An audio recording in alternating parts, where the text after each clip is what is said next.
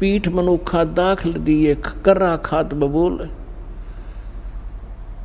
जैसे ऊंट के ऊपर मनुखा दाख लाद रखी थी और वो स्वयं झाड़ों में मुंह फुड़वा रहा है और उसके पीठ के ऊपर कितनी अनमोल वस्तु रखी है, कितनी मीठी वस्तु रखी है, उसका उसे ज्ञान नहीं।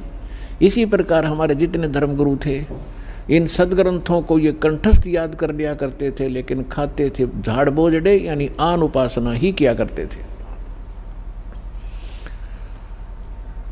अब जैसे ये हठ योग जो तप किया इन ऋषियों ने, ये कहाँ से बकवाद भाई इनको।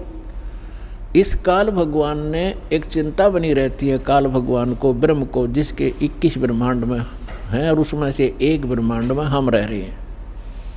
उसको ये चिंता बनी रहती है कि यदि इन प्राणियों को यथार्थ ज्ञान हो गया उस परम पिता का, ये सभी भाग जाएंगे, तेरा लोक उजड़ जाएगा। इसलिए इसका भरसक प्रयत्न रहता है कि इनको मिसगाइड रखूं और कोरी बकवाद भरवा दूं।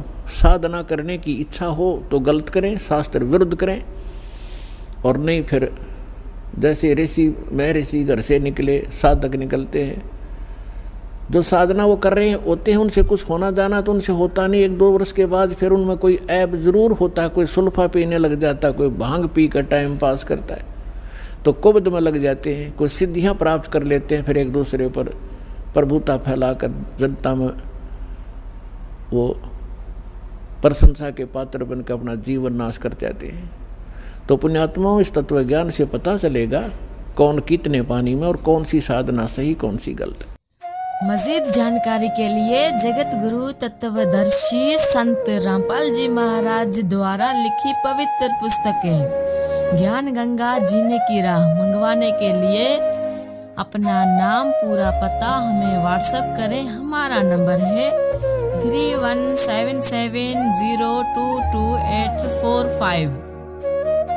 जगत गुरु तत्वदर्शी संत रामपाल जी महाराज के मंगल प्रवचन हर रोज देखिए अमेजॉन श्रद्धा चैनल पर दोपहर 1:30 से 2:30 बजे तक, सारथी चैनल पर शाम 6 से 7 बजे तक, साधना चैनल पर शाम 7 से 8 बजे तक, ईश्वर चैनल पर रात 8 से 9 बजे तक।